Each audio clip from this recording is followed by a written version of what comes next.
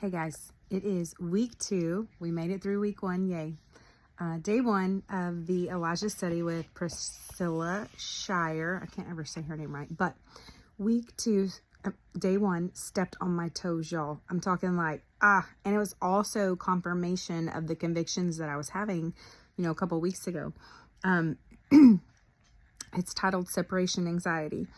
And at first I thought she was going to go with we don't like leaving our kids with other people, or we don't like going on trips without our families, or, don't want to fly on airplanes. We're scared we won't make it back, but no, it was completely different and surprising.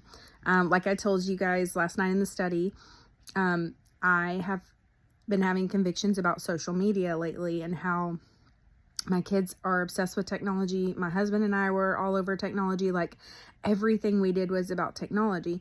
And been, talking to some people that already have done it, and the successes that they've had really motivated me to do it, right? But I was noticing things about my kids, about myself. We were all frustrated. We were always in a hurry.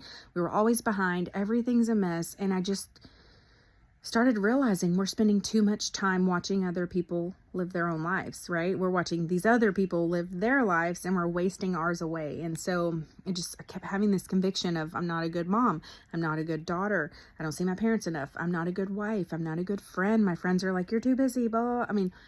I just felt like I was having so much guilt every time I turned around about being too busy, not giving everyone all of me. I was just giving everyone little glimpses of me and really letting a lot of people down. And so I was super convicted. My son is struggling with some things, behavior wise, but not like really bad, just some things. And I really wanted to focus on how I can help him and, nourish him in that way. Right. My girls, they're pretty independent, but they need me too. And I feel like we were all just in a spiral downward, I don't know, like tornado.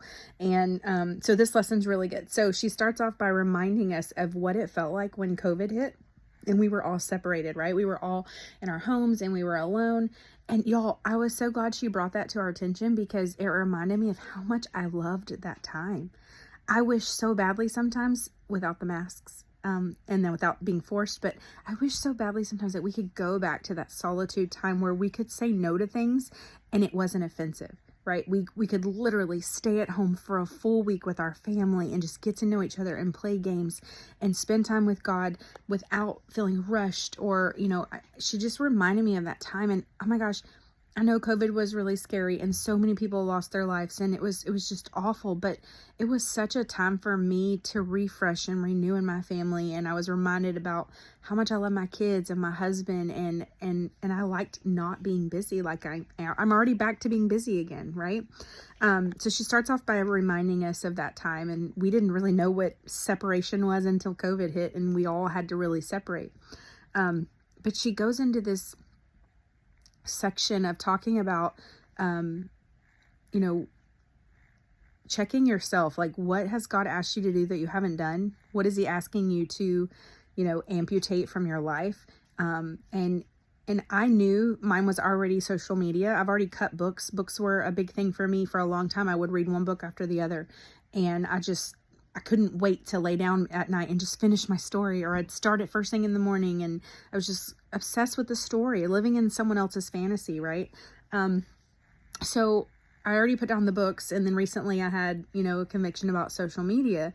And I just really believe this is what God is calling me to do right now. This is the way that he wants me to separate myself, is from things that aren't necessarily real in my life. They're someone else's life, or they're a book that's not true.